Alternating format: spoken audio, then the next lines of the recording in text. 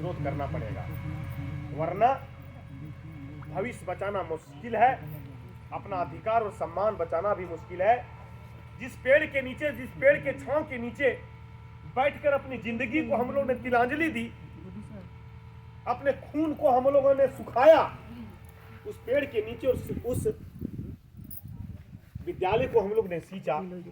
एक ना एक दिन इसके रवैये से हम लोग अपने आसियाना को खो बैठेंगे, अपने भविष्य को खो बैठेंगे।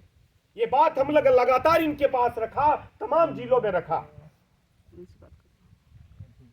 साथियों में थोड़ा सा एकीकृत मोर्चा के जो आज भी लोग उसके पीछे में पड़े हुए, उसके भावना की चादर में सिमट कर अपने भविष्य को चौपट कर रहे हैं और अपने पैर पर कुल्हाड़ी मारने का काम कर रहे हैं, उनको जगाने और जगने की जरूरत है। 2018 में हम लोगों ने आंदोलन किया, इसलिए आंदोलन किया, इसलिए काला झंडा दिखाया कि हमको वेतनमान मिले। वेतनमान का नारा था, एक मांग वेतनमान, नहीं मानेंगे। अगर रघुवर दास उस दिन 15 नवंबर के दिन, बिरसा मुंडा जयंती के दिन हम लोग ने घोषणा करके यहां से गया था कि अगर वो उस दिन अगर वेतनमान की बात नहीं करता है तो काला झंडा दिखा करके आएंगे, मुर्दाबाद का नारा लगा करके आएंगे। हम लोगों ने किया। रघुवर दास ने नहीं कहा वेतनमान की बात, अगर नहीं कहा तो उसके सामने जाकर उसके आसियाना में घुस कर काला झंडा दिखाया, मुर्दाबाद। और आंदोलन में जेल गया था।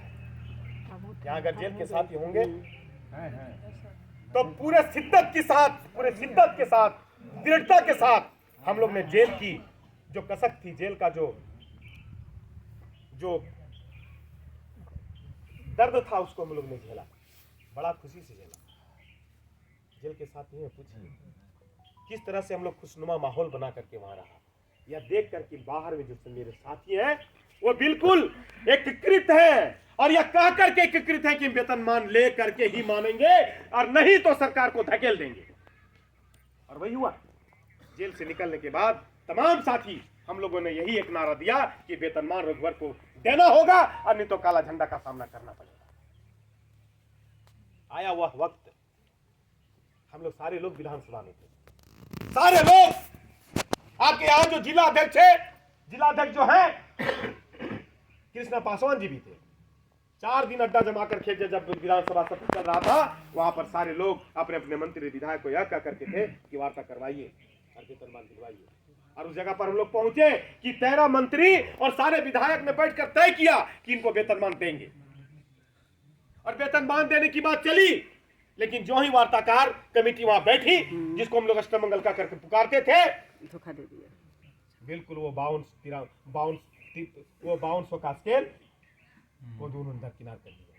9300 का स्केल लेने के चक्कर में वो खत्म हो गया।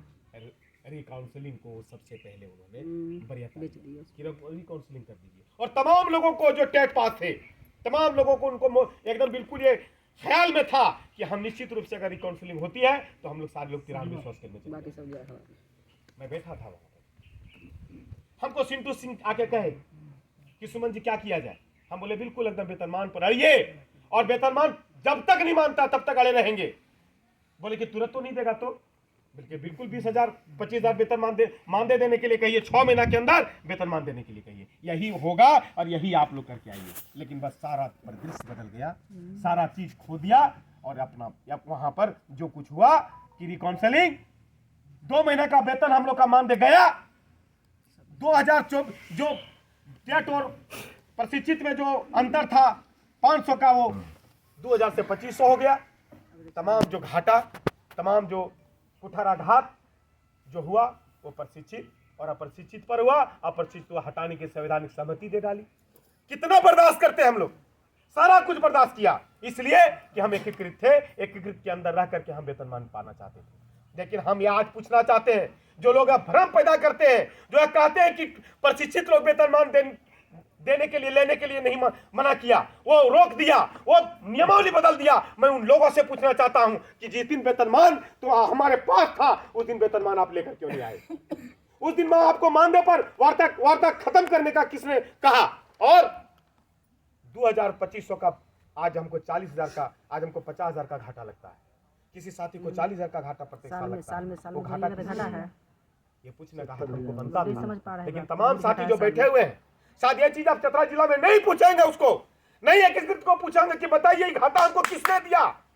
आज जो हमारा कुठाराघात हुआ, आज जो इस तरह का जो 5300-5200 का स्केल को हम लोगों ने धक्का मार के फेंक दिया, वो किसका दोष था? अब 9300 के चक्कर में हमारी जिंदगी को खत्म करने के कगार पर खड़ा कर दिया।